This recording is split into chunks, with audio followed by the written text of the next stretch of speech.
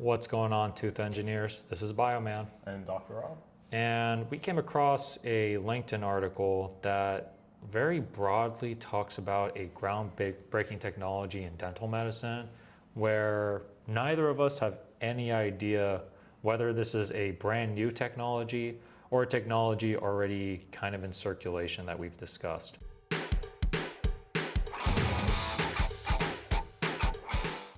So Flavia is the first name of this person that posted this LinkedIn article, and basically just talks about how there's this development in dental medicine. It's a regrowth drug that has officially entered human clinical trial, which I would assume is the USAG drug that we've mentioned in a previous video. But the issue is there's nothing in this post that mentions that this is the USAG drug. So at least like when somebody reads an article like this and keeps up the news about, dental technologies, the first thing that they would assume is that there's something else out there beside the USAG drug. But there's no evidence in this post saying what this new drug is that isn't the USAG molecule. And she goes on to mention that the therapy works by activating specific biological pathways, stimulate the growth of new dental tissue, including enamel, dentin, and roots. Preclinical studies have shown promising results with animals demonstrating successful tooth regeneration and functional restoration.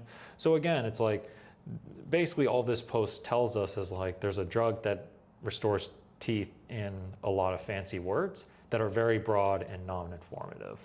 And it's just frustrating. I mean, the thing is not like a lot of what she's saying, it is exciting, right? We're not dismissing the USAG one protein at all. Like, it is a very exciting work. But the issue is we don't even know if she's talking about the USAG protein. But most likely it seems like she's pointing to that based on what she's written vaguely. But the thing is, this is a finance manager, at a oncology venture, talking about something she probably has no clue what this is about. So really, it's like, if you don't have a background in this, maybe not comment on it. It's just, the thing is like in other videos when we mentioned, it's like there's a process to taking a product from the lab to from bench side to bedside, right? So it's a long process. And the thing is, it's like, okay, fine. Let's walk through this again. Entering clinical trials is huge. It basically means this group has already done 10 years of work on this technology. Right. But still, to get to a point where this actually reaches a patient is going to take at least 10 more years, if not more. Mm-hmm. Because, they have to do safety and efficacy studies right now, right? Yep. And the thing is, USAG1 is just targeting one molecule, right? One protein in the body. One protein that affects other proteins downstream, but mechanistically, it's an antibody to antigen interaction. So we're solely relying on that to have everything else get affected downstream. So let's say it's proven safe. Then how are they going to assess whether a molar grows versus an incisor growing?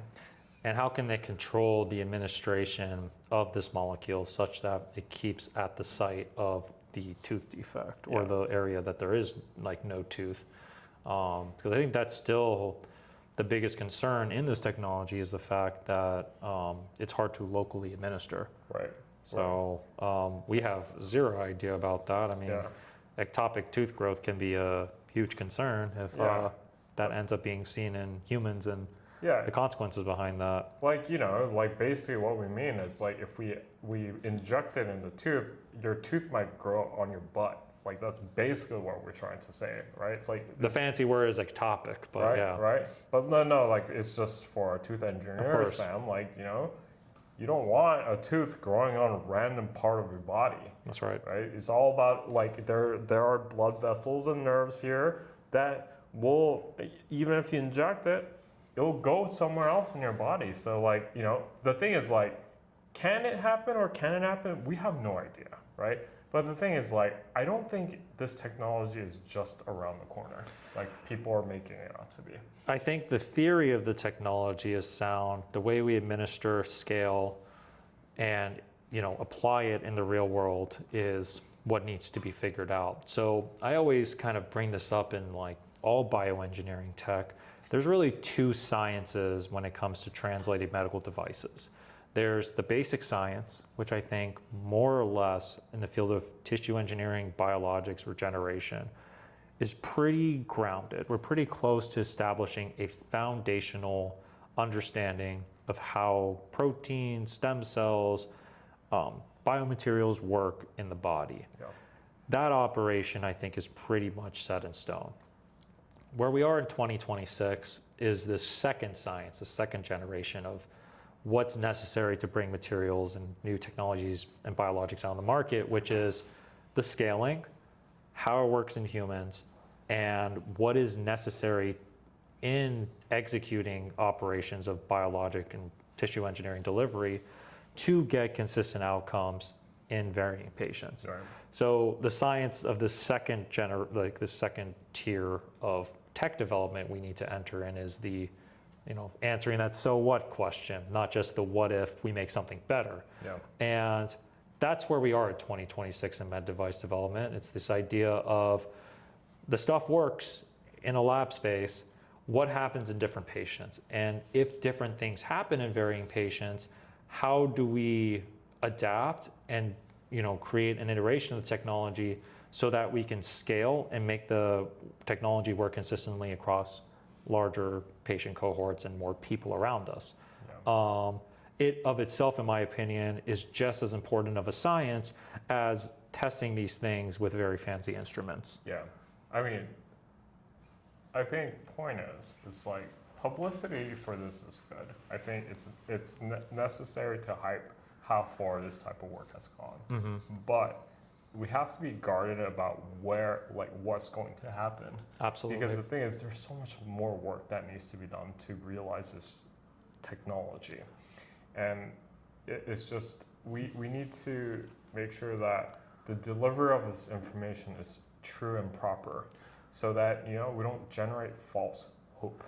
And I don't just think more when we talk about more work needs to get done, it's not just like the work of constantly improving the technology in a lab so that it works better in an isolated environment.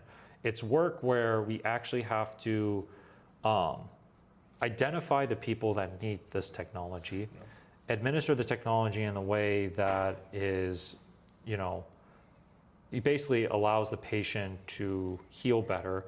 And in those patients that, have no other alternatives besides our treatment, how do we ensure the treatment works safely as well as effectively? Yeah. Because I think there's no doubt that there's people working in our space. I think it's the right kind of work that needs to be done, which is the translational aspect, which takes time.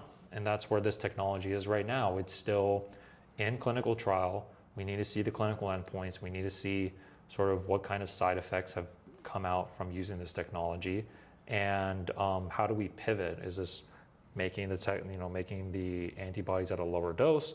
Is it doing better clinician training as to how to deliver this locally? These are kind of the downstream questions that we need to work on, as opposed to the basic R&D stuff that you and I, when we're developing something brand new, are developing that differs us from people at this stage. So it's really the type of work that needs to be done that needs to be clearly understood, and how both of these tails, basic science to translational work, are completely different sciences and completely different, they ask basically completely different questions to achieve the same goal. So that's where we are, but unfortunately when something goes past that first stage, which is that bench side, it's super freaking exciting. I mean, getting these things to clinic, not that many can pass the R&D bench side. stage of technology development.